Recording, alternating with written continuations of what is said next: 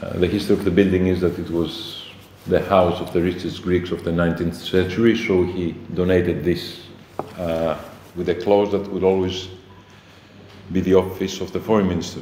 And the room we are in is called the Kapodistrias room. Kapodistrias, who is the gentleman over there, my compatriot from Corfu, is the first governor of Greece after our War of Independence. He has a colorful history because his last job before that was being the foreign minister of Tsar Alexander I. And he was quite instrumental in the Congress of Vienna, which designed Europe for the 19th century.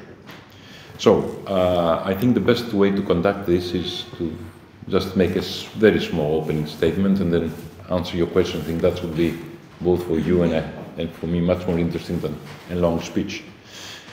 I'll start with the United States of America. There will be no exaggeration in saying that our relations with the United States is at an all-time high. I had the pleasure and an honor as a minister to sign 2 amendments on our defense agreement.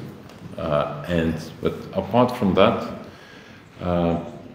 we had the pleasure of seeing and listening to my Prime Minister Mitsotakis, addressing a joint session of Congress. This was the first time for a Greek foreign minister in our history. Secretary Blinken was here just 1 week or 2 weeks ago, sitting exactly where you sit right now, sir. I think we see with the United States eye to eye on most issues, including Ukraine. On Ukraine, we are taking a very principled stand.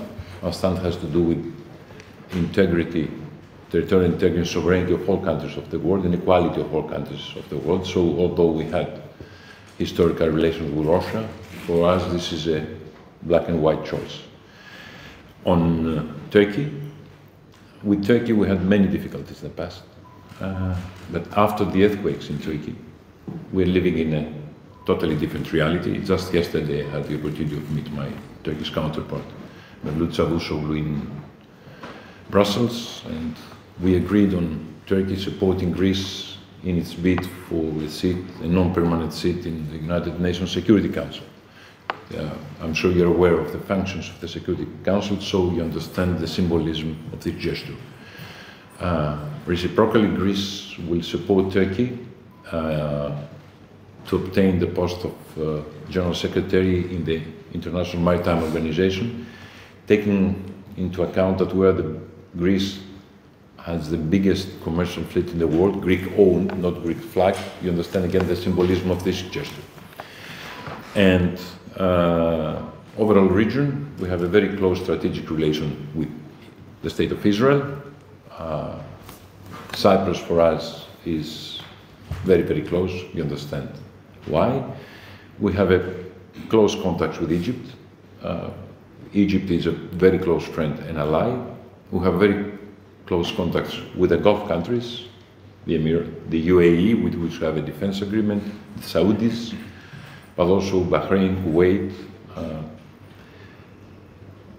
Jordan, Iraq.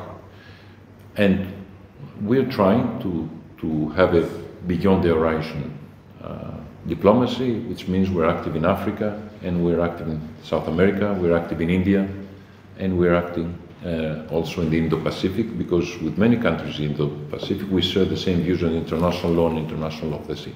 Again, we are a small mid-sized country, member of the European Union. We don't punch above our weight. Our foreign policy has a very clear rule. We apply international law of the sea. That's what we're doing. And I will be very happy to answer your questions. Again, it was a great pleasure to host you, and thank you for the opportunity.